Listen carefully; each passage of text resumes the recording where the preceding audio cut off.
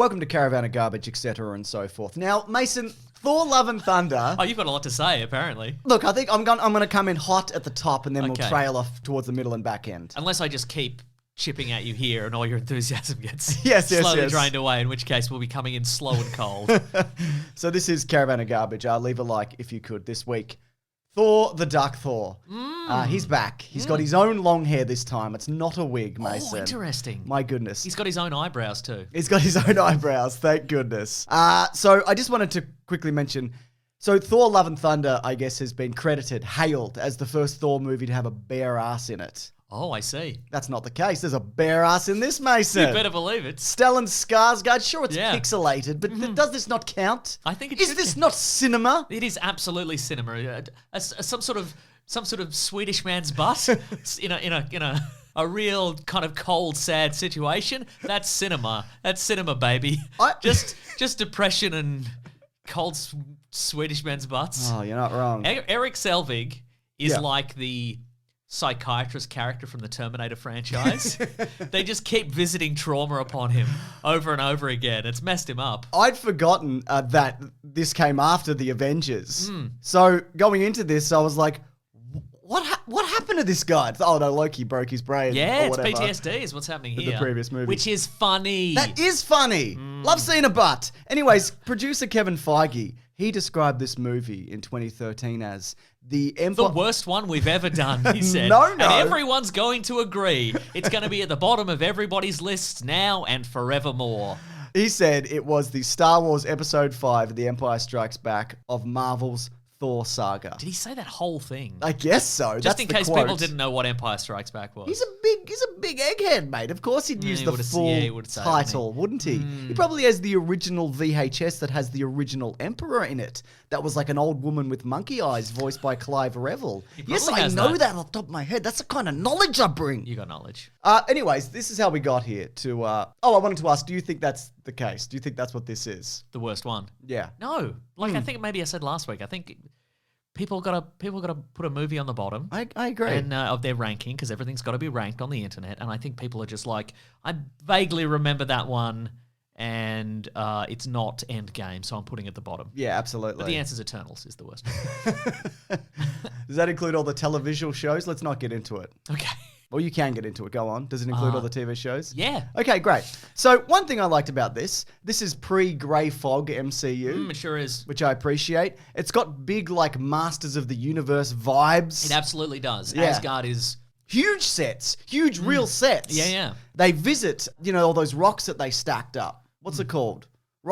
Townsville. Yeah, Rock Townsville. Yeah. Yeah. Look, I know a lot about Star Wars. The I don't home know- of Australia's famous Rock Townsville Country Music Festival. That's right. Do you mean Stonehenge? Yes, that's the one. Okay. You know, How could you not pull Stonehenge? because I did use the Clive Revel thing. I used all my brain power That's earlier. probably true, yeah. There's like... Feige would have got it. Yeah, you probably would have. Yeah. So there's all like ornate floors and pillars that they built. That big crashed alien spaceship, like the Elf spaceship that's in Asgard. Like that's for real. But the mere fact that we can say elf spaceship, I think elevates that a That's certain right. level, I think. Just the idea of, this techno-magical world, Asgard's Yeah. got, just these beautiful spires that also have laser turrets on it. Oh my It's great. goodness. I love it. This was also the era where, and they threw this away pretty quickly, all the weapons have like an electric sheen to them, like Yeah. it's that glowing sword from Lord of the Rings. Yeah. I don't like that. I'm glad they got rid of it. But they went to Iceland and they're like, look at this big black field we're standing in. What do you think? We're going to film it here. Loki's going to die here. He's not really dead. No, I like this. That's the voice of Alan Taylor, director of this movie. That's correct. We're going to film it right here. You don't even know what we're going to... So look at this dirty ground. But I think there was a lot of like cleanliness to the first movie, and this like throws a lot of that away. Anyway, I just want to quickly talk about how we got here because producer Kevin Feige said it was The Empire Strikes Back, etc. But Patty Jenkins actually came on board this in 2011. She dropped out in late 2011 due to creative differences. So Alan Taylor was then brought on board, who's done a lot of work in TV, including The Sopranos and Game of Thrones. But he was unhappy with how this movie turned out. Although he received full creative freedom whilst the movie be shot, Mason, he said that he was locked out of the editing suite and the studio... dramatic. I know. And the studio... Who did the editing? I don't know. Nobody. Feige did it. Whoa. And An algorithm they've trained on all the previous Marvel movies? Yeah, all 4 of them or whatever. Yeah, it wouldn't have been that many at the before. time. Yeah, that's why it is. Has a slight point of difference from the previous ones. I think these days, if you got that AI to do it. Yeah, that's right. And the studio turned it into a different movie during post-production. He hoped this was a situation that he never had to repeat and doesn't wish it upon anybody else. But then, of course, he made Terminator Genesis, and that's a whole other story Sure for a did, whole wow. another day, Mason. Oh, not for us, though. No. Let's not watch Terminator Genesis ever again. Is Korg small? Is Korg small? How small is Korg? He seems small. He seems a little bit. Maybe he's the runt of the litter in terms of that particular rock being race. Cronin's, Mason. Maybe the reason that he didn't get his revolution off the ground was not that he didn't print enough flyers. Yeah. It's that he was little and people didn't respect him. That might be it, yeah. Because that one he's annoying. Yeah, or he's annoying. I mean, that one is huge. Big. It's enormous. Maybe that guy's the giant one, though. Yeah, maybe he is. Maybe he's one of those. Maybe he's one of those ones where, like, he walks into a room and people go, "Oh, geez, you're tall. You're tall, bro." That must be fun, being a really tall guy. Yeah, it's good to not be a really tall guy. Hey, did you know you're really tall, bro? What's it like being so tall? They're all canonically New Zealand. From New Yeah, Zealand, of course right? they are. They'd have to be. Speaking of New Zealand, Chris O'Dowd's not from New Zealand, but he is in this movie, Mason. It's very true. Why is what a he- smooth transition you've done Thank you. there. Why is he some guy called Richard Madison? As opposed to his character from the IT crowd or the IT crowd. I would have made him Donald Blake. Right, sure. Okay. Right? Dye his eyebrows. Okay. Give him a stick to hold. Right, because then he would of course be Jane Foster's ex-boyfriend. Yeah, and that's then There would right. be some more dramatic tension there. Yeah, I guess, yeah, maybe. He's just some guy, and that's. I mean, if you're gonna get someone like that, can you do something with him? He's at a date, and then he has a phone call. Could he be Kristen Wiig's ex-boyfriend from that movie where they get together? What movie is that again? That's Bridesmaids. Oh, definitely, 100%. Was that movie out at the time? Probably not. Probably not, but let's say it was. Okay. We're changing the timeline. Chris Dowd extended universe, and then he gets into movie producing and crime. Get shorty. The Dowdiverse. The Dowdiverse. Yeah. Into the Dowdiverse. Anyways, speaking of New Zealand, Dark Elves, Mason. These segues are incredible. They look like something from a Lord of the Rings, right? Yeah. It's interesting that they only really did make up for 2 of them, like the 2 main ones. Uh-huh. Everyone else is just wearing a blank mask. Yes. I guess it's easier to do. It's hockey season in the world of the Dark Elves. Oh, wonderful. Every 5,000 years or whenever they wake up or yeah, whatever. and they're all goalies. Oh, which really? explains the. Oh, that makes a lot of sense, Yeah, actually. yeah. So do you know, actually... That's why the games take 5,000 years. Okay, sure. So originally, one of the ideas was that Jane Foster, who does some things in this movie, Was to do no things. well, she was actually going to turn into a villain. Oh. This was going to happen because of the ether, of course, and she was going to destroy Svartflelm as a show of power before going to Earth. And then, of course, they thought, let's keep the focus on Malekith and not introduce this third villain. What do you think of Malekith, though? He's there, isn't he? He's there. He's undeniably there most of the time sometimes. And whenever he's not on screen, people are all going, Where's Malekith? Where's Malekith? Or Mal's, I call it. Where's Mally? My old pal Mally. He's just so compelling. Yeah, look, I like the idea of like an evil... He's so Keith, is what they say. I love the idea of like an evil... That's what my t-shirt says right now. I love it. Thank you for getting it printed. But I love the idea of like a race of evil dark elves. That's a great idea. And as we'll talk about towards the end, like Christopher Eccleston was like, I hate this. This sucks. Well, of course, as we've mentioned, this is part of Christopher Eccleston's United States tour. He got some juice from Doctor Who and he went and he did a series of films in the US that he hated exclusively. The Seeker, G.I. Joe, this, a 4th option. Definitely. Yeah. Just fielding Doctor Who calls. Does that count? I think it Constantly calling him. He's like, I'm not doing it. I'm not putting a leather jacket on. I'm a gentleman. Here's something, though. I'm ready. Chris Evans comes back. Sure does, yes. This completely blindsided me when I saw this movie at the time. I was like, oh my God. And he's barely in it. It's nothing. It's like a throwaway joke. And yet you have never recovered from that. Every day you bring it up, I think. It's one of the better cameos, but it's also in an era where it was surprising to see something like that. Yeah. Like now I see... like the equivalent of that in the modern day, I'm like, more, not enough cameos. That's right. Oh, it's Kingo. Well, as we expected. I mean, Kingo's in everything now. Yeah. But that idea of, and apparently it was, Tom Hiddleston did it first in the Captain America costume, and then Chris Evans copied him doing it. And that comes across. It's good. And he's wearing the costume that he wore in the Avengers 2012. You know, it all makes sense, and I like it and I love it. But what else I love, Mason, is the twists and turns that one Loki long last name brings to this. Yeah. So Tom Hiddleston actually wasn't going to be in this movie at all. That would have real gap in the old script there. Well, actually, there was going to be a greater focus on Malekith and the Dark Elves. Oh. But of course, after the Avengers and Everyone Loves Loki, etc., they wrote him in. And they thought, how do we bring him and Thor together? Because as a character, he's so Keith. He is, isn't he? That's what your T-shirt says. That's right. But, you know, and they got them to work together because, of course, their mother gets murdered. Rene Russo gets a nice little fight scene, by the way. That's some good stuff. Big fan of that. But yeah, I you know, the morally ambiguous Loki, it's still fun to see, even though this is, you know, nearly a decade old. It's nice to be like, oh, what's this guy going to do? He's a lunatic, but he doesn't have that glowing box, which was maybe influencing, or the stick, whatever the thing was influencing him, Mason. The box and the stick. The box and the stick. I think it was mostly the stick.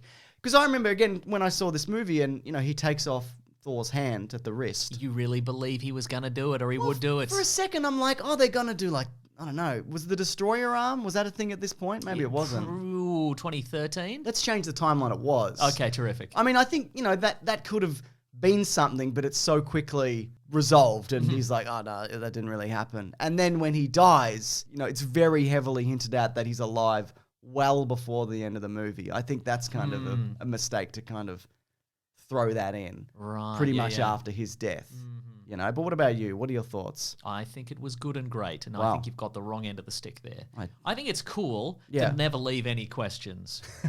Because then people will always be asking questions. That's true. And I think Kevin Feige knew that. He saw ahead of time, and he's like, if I don't tell people Loki's back, people are going to ask me when Loki's coming back. Yeah, well, that's true. But he disappeared for a while. I don't think he was in anything until Ragnarok. So that's like a 4-year gap. I can't believe this one it came out 2 years after the first, with an Avengers movie in the middle. That's right. That's crazy. Crazy, right? Yeah. I like the end fight. Different portals and such. Yes. I think when presented with that now, I'd be like, these aren't enough universes to visit.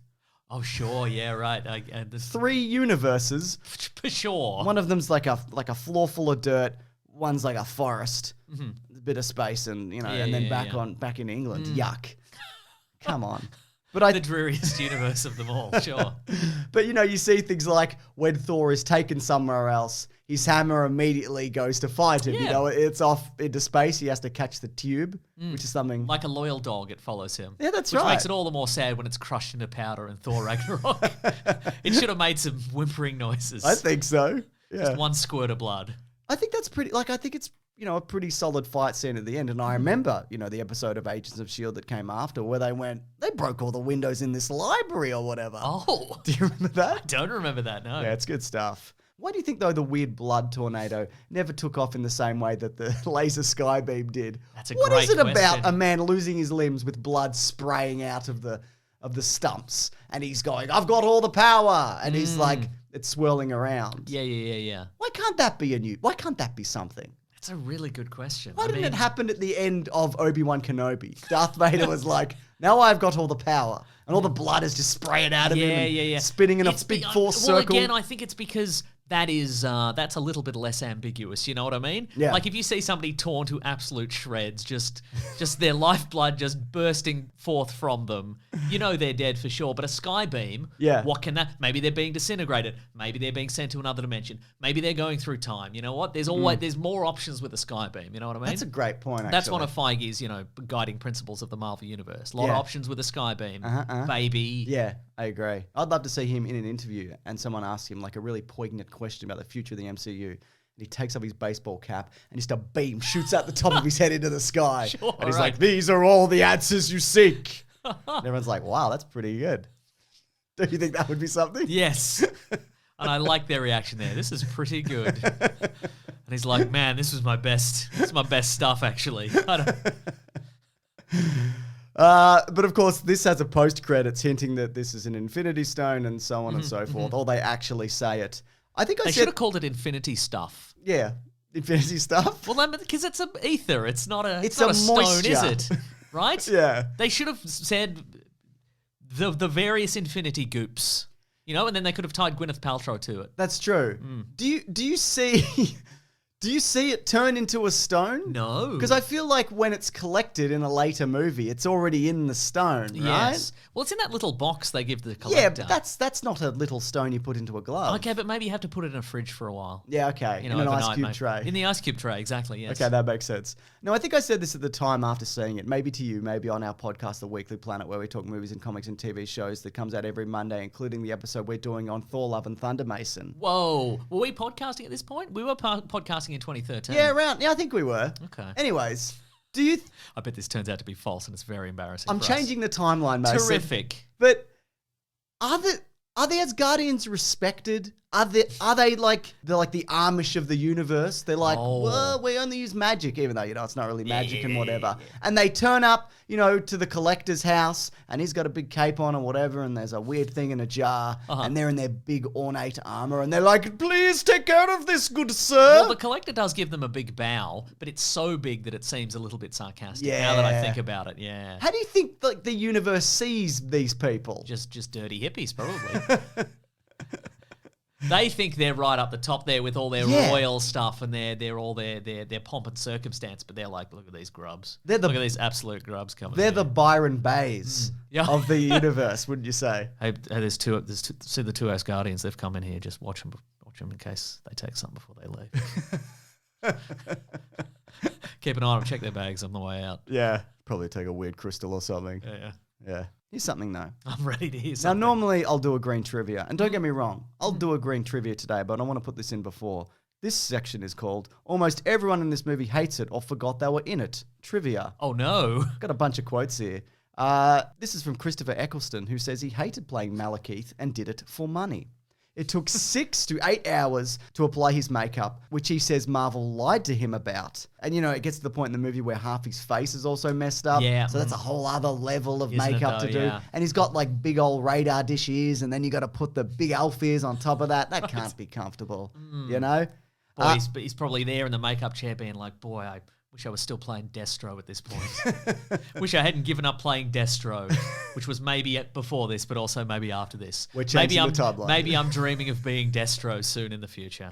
Natalie Portman was rumoured to want to leave this project after Patty Jenkins left, but she couldn't due to being contractually obligated. And I guess that's why... That's how they get you. Yeah, she mostly disappeared until... more recently. Yes, she is in Endgame, but I think they recorded some new dialogue and then they used scrapped footage for that. Right, okay, yeah. Zachary Levi, who plays Fandral, he was, of course, cast as Fandral in the first movie, couldn't do it, so came back for this one. And he says, to be honest, I had seen the first one and I didn't really feel like the Warriors 3 were used all that well. So I was like, hey, are you going to actually use these folks? And they said, oh no, we're going to use the Warriors 3 a lot in Thor the Dark World. A lot. Yeah, you're going to be busy. And I was like, okay, so I signed up. But then he said, I didn't have much to do, and really nothing to do in the third one. And that is true.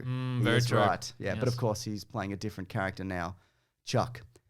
I'm changing the timeline, Mason. Terrific. Chris O'Dowd actually forgot he was in this movie when he was asked about his role in the MCU a few years back. And then when they jogged his memory, he was like, I do remember that. And then he was asked, do you think you survived the snap? And he's like, I don't know what that is. And so it was explained to him.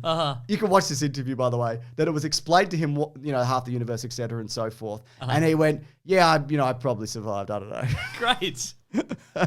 Idris Elba has said he disliked working on this movie as the constant reshoots were exhausting and time-consuming. And that helmet's like the biggest helmet in the MCU. It's probably super heavy. I would put a balloon in it to make it lighter, but I bet they didn't. And also, like, a lot of the time, it is like head-to-toe armor. Yeah. And he's one of those actors where I go, man, Idris Elba would be great in the MCU. Oh, wait, he is in the MCU. Exactly. He gets 5 lines every 5 movies. That's true.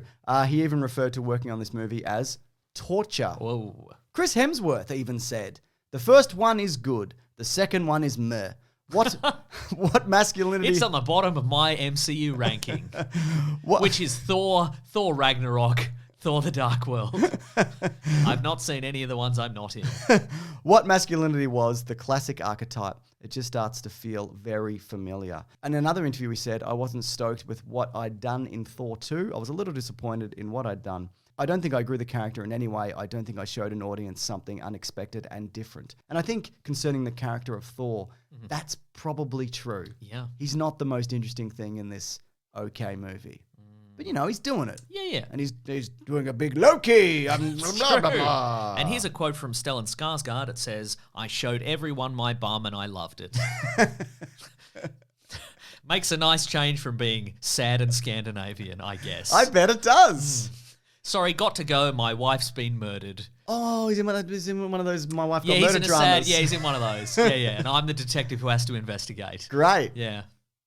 It's really cold. I bet it is. It's time for green trivia, Mason. I'm ready. I mentioned this up top, but yeah, Chris Hemsworth grew out his hair for over a year. Whoa. To make a more authentic long hair rather than use a wig like in previous Thors and some of the other Thors.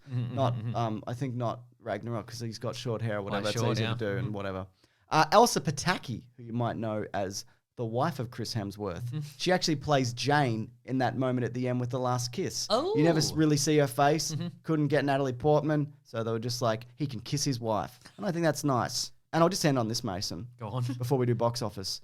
Like all MCU Phase 2 movies, somebody loses an arm or a hand or something, which is a homage to The Empire Strikes Back. Now, in a similar bit of Star Wars trivia, did you know the original Star Wars had the working title of Blue Harvest? I didn't know that. That's fascinating. Yeah, so that's some good stuff to kind of that's a good pull piece that of out trivia of to end on. If you're in a pub, you're in a pub. Yeah, or at a pub quiz. Yep. Everything's riding on it. That's the last question. Yep. Trust us. Bang, Star bang. Wars Blue Harvest. You got it. You won that meat platter. That's right. Box office, Mason. On a budget of between $150 to $170 million, those things are normally on the upper end. It made $644.8 million, which is quite a bit more than the previous one. Not as much as the Avengers, obviously. But this was a growing man and a growing brand. Right. Right? Yeah. And look, as mentioned, it was the lowest ranked MCU movie on Rotten Tomatoes for quite a while. It currently sits at a fresh 66%, just below The Incredible Hulk, which is something like 67, 68%, which I disagree with, by the way. Excuse me.